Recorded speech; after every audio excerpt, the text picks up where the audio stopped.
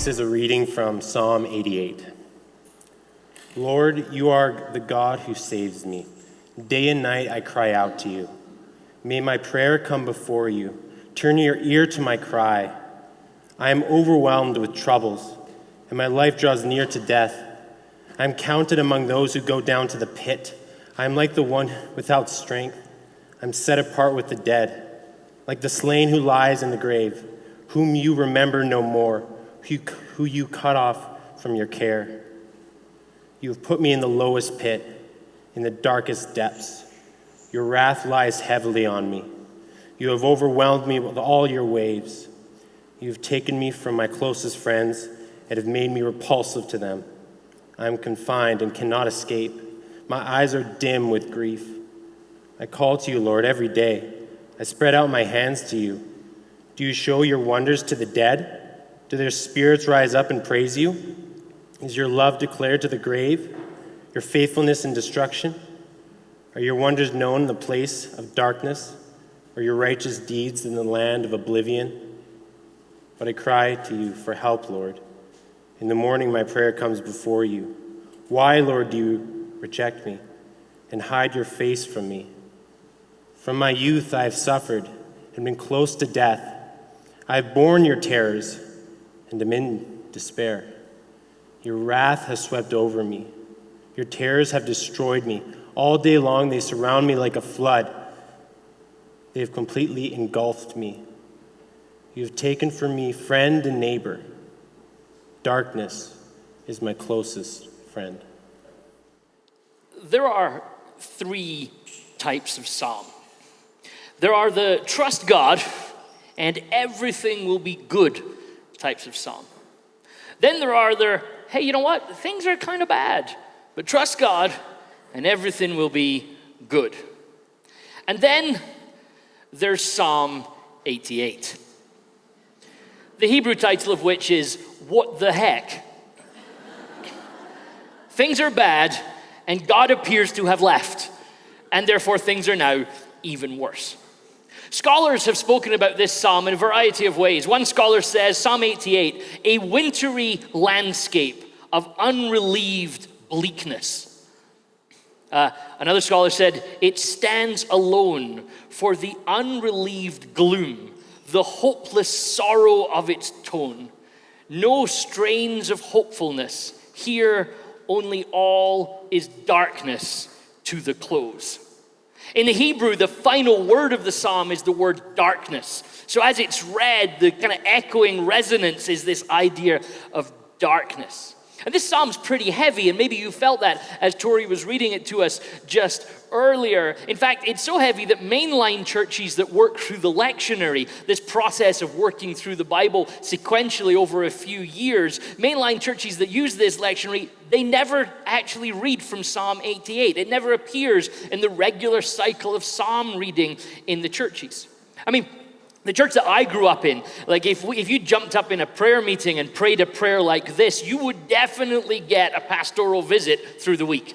You know, like somebody would come and say, like, what is going on with you? It's like an R-rated horror psalm, and so therefore, Westside being Westside, I thought, well, we got to look at this psalm because, nobody else is talking about this, so we will talk about it. And in some sense, I want to talk about it because of its honesty in its conversation. Walter Brueggemann calls psalms like this psalms of disorientation, where you are in these moments in life where life seems to have lost its stability or equilibrium has kind of gone and things are no longer as they should be. I mean, there are other psalms that are dark. We talked a little bit about one last week, but Psalm 88 is particularly unique in that it never turns towards hope. It never has a moment of praise that kind of brings you up at the end. There's no promise at the end of this particular psalm. It just ends with this amazing line of encouragement. My closest friend is darkness. So you're not completely alone. Tori and I were chatting just before the service this morning, saying, like, the psalm sets you up and it says, you are the God of my salvation, and you feel like it needs a footnote, after this point, all cabin pressure will be lost, and this psalm is landing, and it's landing badly. Please hold on to the person next to you closely. But maybe we can relate to this psalm. And I feel this often when we get to psalms like this, that there's a level of which the sort of sleepless nights, the troubled days, the calling on God with no apparent answer is probably something that we can relate to. We have troubles in our lives. And yet so often it seems like God's exercising his right to remain silent. Heaven is this sort of lead-lined place that seems to be soundproofed. And we're here and it feels like somebody's hit the spiritual off switch. And maybe the ceiling really is as far as our prayers are going. That might be the full extent of the universe. And in those sort of moments where we're starting to worry and doubt about what's actually going on and is God actually hearing us, perhaps another haunting thought starts to arrive in our minds. What if God's not answering because he's not there? What if God's not answering because he just doesn't exist?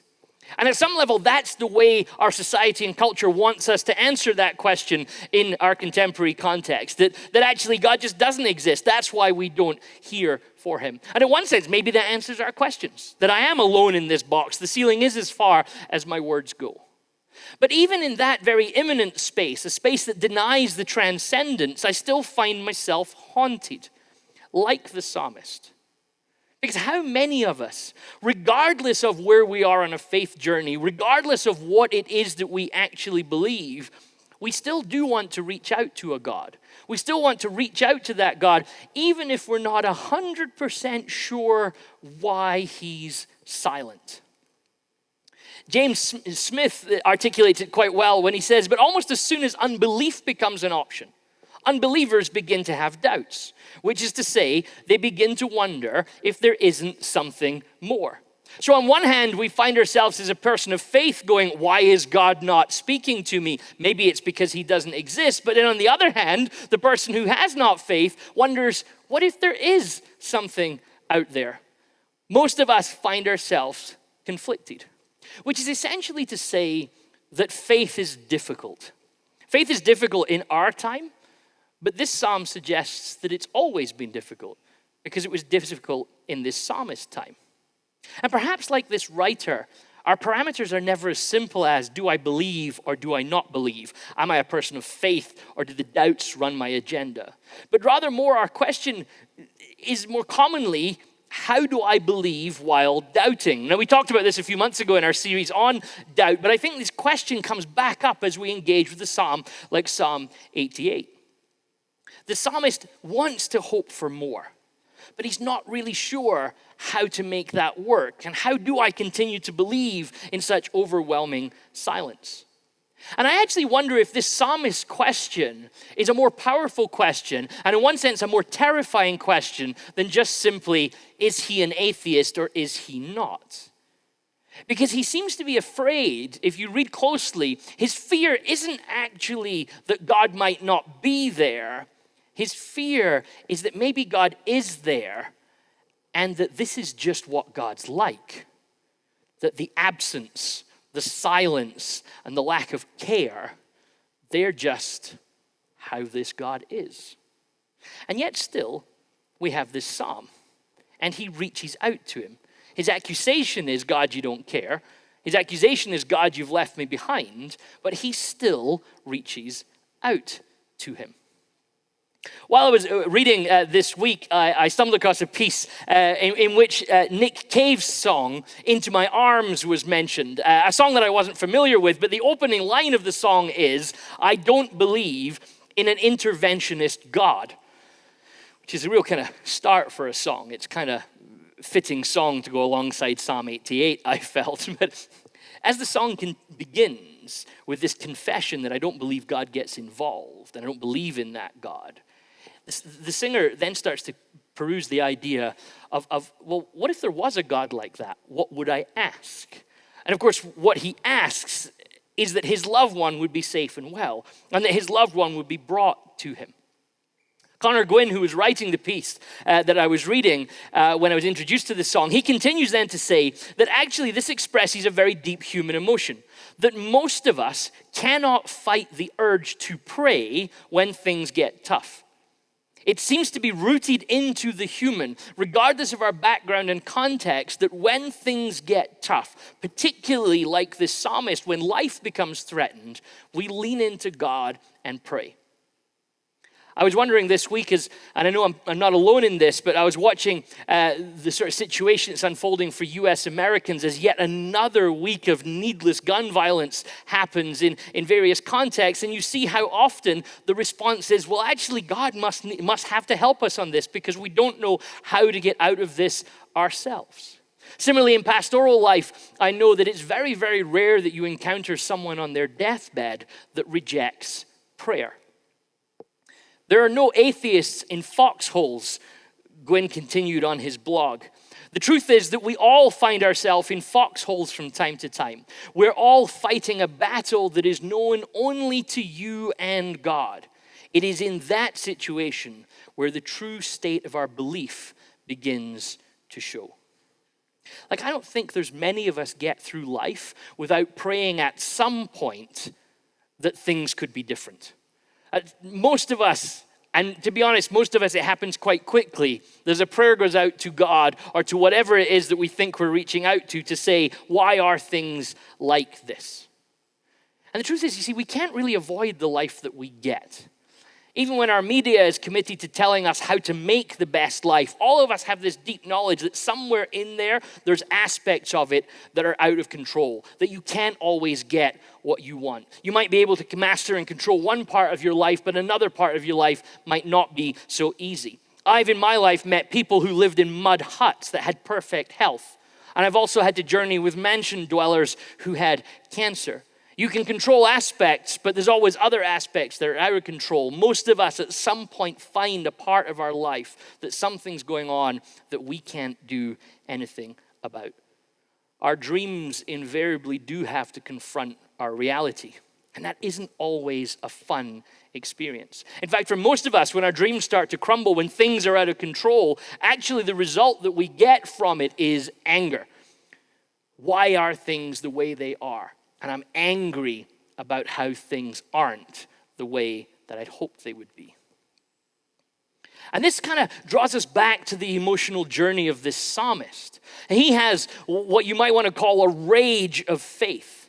And I kind of find it's interesting how he expresses this. It's almost as if his rage says, okay, God, if you're going to pour your wrath out against me, that's fair enough. But you're going to have some of mine back. I'm going to get my pen, I'm going to write a letter, I'm going to put it in the Bible, and everybody's going to know for all of history, I was pretty mad about this.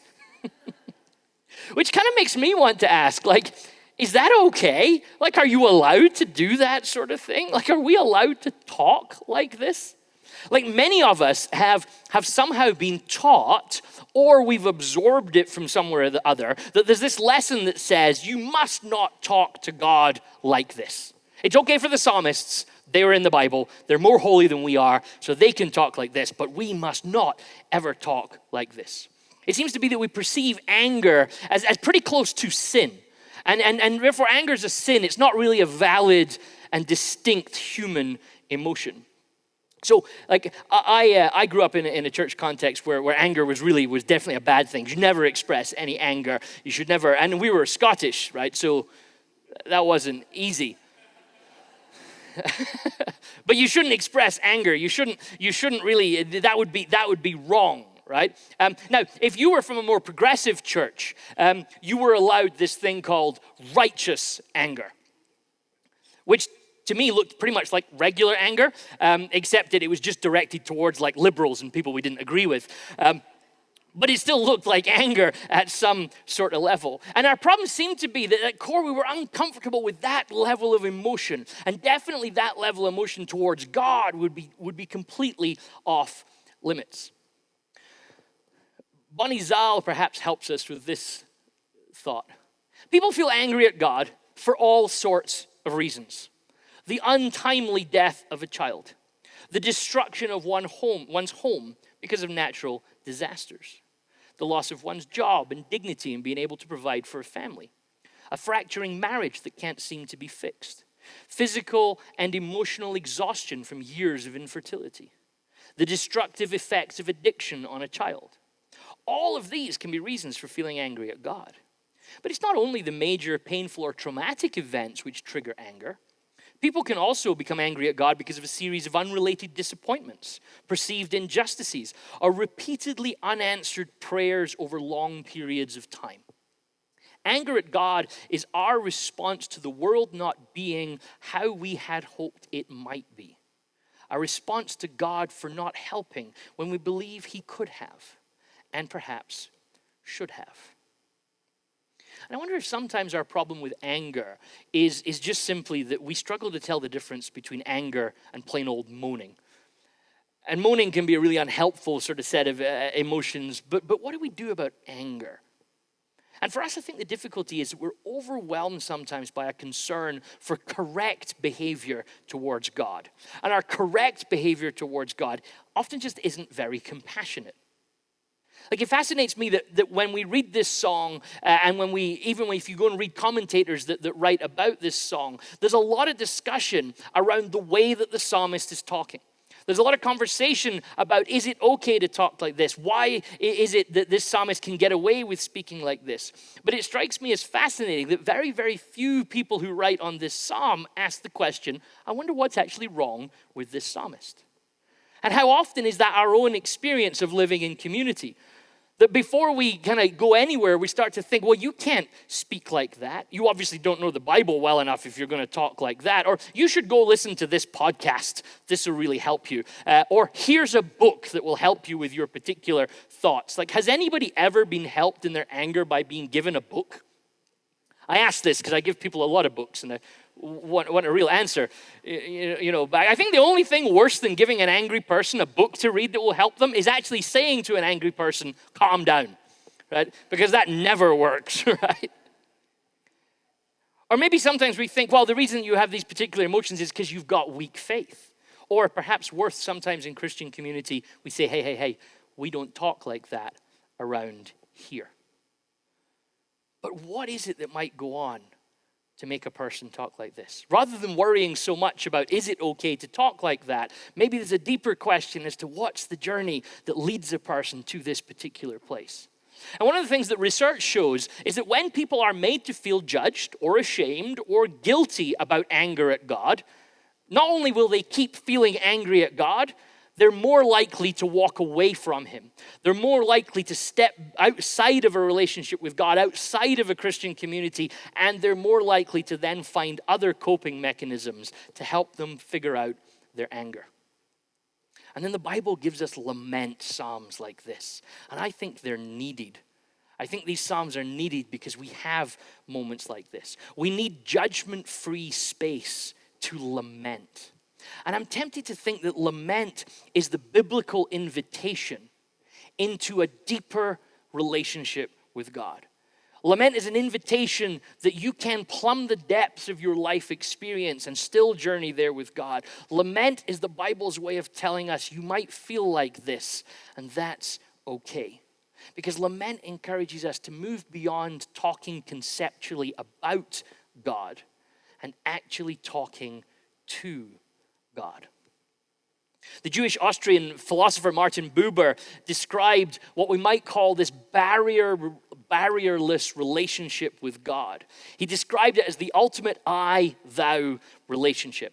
Now, I'm no philosopher, so forgive me if you're a Buber expert in the room, because I am not going to please you with the way I explain this here. But for the rest of us, let's just work with this as an explanation. For Buber, what he says is many of our relationships actually are I-it relationships, not I-you or I-thou relationships. And in an I-it relationship, we essentially treat the other as a commodity. We treat the other as just a feature that happens to be in our life that might have function for us. But realistically, our relationships never move beyond the sort of relationship you have with any inanimate object.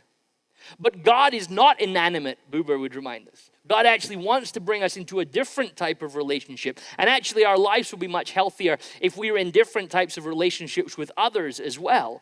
And these are I-thou relationships, where the person that you're in relationship with isn't just a commodity of your life, but is actually you're in something dynamic and authentic. And the greatest authentic relationship you can have, Buber would counsel, is with God.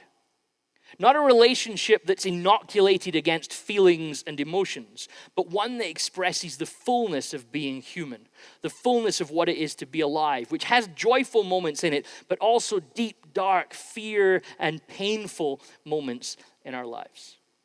And many of us naturally feel the slide towards I-it relationships. Perhaps you found yourself in a relationship or a friendship with someone at some point and you hear yourself say, oh my goodness, there's so much drama with this person. Or, oh, I just can't deal with their stuff right now. I know that none of you think like this ever. But people do out there. You might find out if you talk to people at work that sometimes people get tired of relationships. And the thing what happens is when you start to go, I can't deal with that person right now, be aware of what's happening, that you're beginning to step into an I-it relationship with that person. Because their inconveniences don't suit me right now. Their problems aren't convenient for me where I am. And therefore this relationship isn't serving me well. But true, honest relationships will move at the speed that the relationship needs, with the emotions and with the concern that the relationship desires at that particular moment. And I think our social media world doesn't help us with this in our contemporary context, because it actually exemplifies I-it relationships. Nice pictures that we can look at and thoughts and ideas that this person would express, but without the real authentic nature of proper human relationship, we end up living behind a facade. But a relationship with God should never be reductive. It may be formative, but it will never leave you less human. Your relationship with God will never leave you less emotive, but rather it will leave you fuller and in the honesty of what it is that you're made to be. So as a result, I find Psalm 88 then isn't like an exercise in how not to behave. It's not like they wanted the Psalms to be 150, so let's just throw this one in there to make the number nice and round. But really, the reason Psalm 88 is there is to show you shouldn't think like this. But rather, what if Psalm 88 is a reminder of what faith really does look like sometimes? This is actually what it's like to believe. There are moments where you wonder whether God is really there, whether God is really listening. And rather than that being an exemplification of how bad you are, that might just be the Bible's way in this psalm of saying that's just what it's like sometimes. We often talk about having a biblically rooted faith or a scripturally authentic discipleship. But when we talk about those concepts, does it include talking like this psalmist does? As Peter Enns reminds us, feeling like God is far away, disinterested, or dead to you is part of our Bible and can't be brushed aside. And that feeling, no matter how intense it may be and even offensive as it may seem, is never judged, shamed, or criticized by God. Worshipping other gods, acting unjustly towards others, gets criticized about every 3 sentences, but not this honest talk of feeling abandoned by God. And of course, Jesus journeyed this path. When hanging on a cross, Jesus doesn't reach out to the kind of happy clappy psalms to talk about his situation, but rather he turns to the dark lament of Psalm 22. And Psalm 22 kind of picks off with the same sort of tone as Psalm 88 ends in. My God, why have you forsaken me? And it doesn't really matter what our theological thoughts are about whether or not God can actually forsake Jesus. That's just how it feels. That's what it's like to live in that experience of feeling like you're absolutely on your own. So when you get to the end of your rope, you find Jesus there too, because he knows where the end of the rope is, because he's journeyed that, crucified, rejected, broken. The great Christian author G.K. Chesterton once said that only Christianity amongst the religions had a God who for a moment seemed to be an atheist, as he was on that cross and wondered about God's forsakenness. Or perhaps you relate to how Flannery O'Connor puts it when she writes, there are some of us who have to pay for our faith every step of the way, and who would have to work out dramatically what it would be like without it, and if being without it would be ultimately possible or not. So Psalm 88 seems to do some work that we're often hesitant to do. And in my church experience in the past, it's actually been a sort of way of thinking that we would almost work against allowing. The psalm confesses that it's difficult to believe. The psalm talks about how it's hard to stay confident in the face of life sometimes. The psalm experiences this sense that God isn't doing what I would expect. But this psalm is in the Bible, and therefore that implicitly validates that this is how we are sometimes. And this, for me, is really important for us as a community, because part of our vision has to always be the type of faith community where honesty and honest questions and honest thoughts are welcomed. So Psalm 88 isn't the sort of psalm then that we push away into the corner and say, no, we don't want to think like that. But rather we say this is what it's like to be alive sometimes. We hope it's not all the time. We don't desire for it to be like this all the time. But this is what it's like sometimes. And if you're new on the journey or old on the journey of following Jesus, I don't think it helps us if we pretend that that's not the case. That we have a room of people who gather every Sunday, not because it makes tons of sense all the time, but actually because it's difficult sometimes. We head out into our workplaces, and it's often not the way that everybody else thinks. Our view of God isn't what's accepted often in our context, in our cultural places, and our society. And we come together here not as a group of people who have nothing better to do on a Sunday morning, but actually that hopefully sometimes in the community I can find the faith to keep trusting even when God seems to be silent. And maybe one day you find yourself sat next to somebody who is having a great time and their faith leaks out to you. And maybe another day you're full of faith and you sit next to somebody who needs your faith to leak onto them. But what we can't do is live in a community where it's not okay to admit that Psalm 88 is sometimes our story too. And I think that's why I resonate with this psalm so much, particularly the ending, right? My only friend is darkness. You know, like imagine that at family Bible time. You know, I think, let's just go back to Psalm 1 again, kids, for a few more verses before we go to bed, and nobody sleeps ever again. The psalm, it doesn't resolve, it doesn't close off, it doesn't get answered, it doesn't tie up neatly. But life doesn't. You've had things go on in your life that you don't know why it happened. There's no sense to it, there's no logic to it. It's ugly, it's messy, it's not resolved. You've got relationships that have ended and you didn't like the way they ended. You'd have things happen that surprised you and you weren't sure what's going on, and you look back and you still don't know what was going on. So if life doesn't work like that, why should we expect our faith to work any differently? Why should we expect following God to be any different than sometimes not quite knowing what's happening? But nobody should ever look down on you when this is what you experience. Nobody should ever make you feel bad or unwelcomed, because this experience is validated in Scripture.